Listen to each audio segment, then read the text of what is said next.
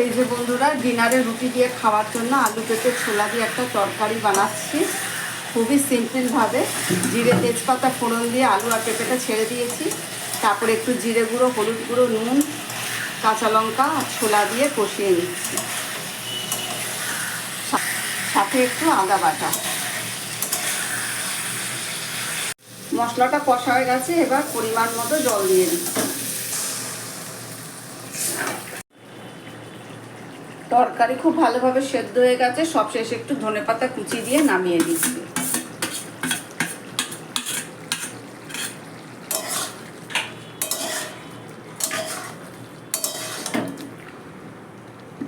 ভিডিওটা ভালো লেগে থাকলে লাইক কমেন্ট করতে ভুলবেন না, আর চ্যানেলের নতুন বন্ধুদের কাছে অনুরোধ রইল সাবস্ক্রাইব করে দেওয়ার জন্য। গ্যাস অফ করে দিচ্ছি। ধন্যবাদ।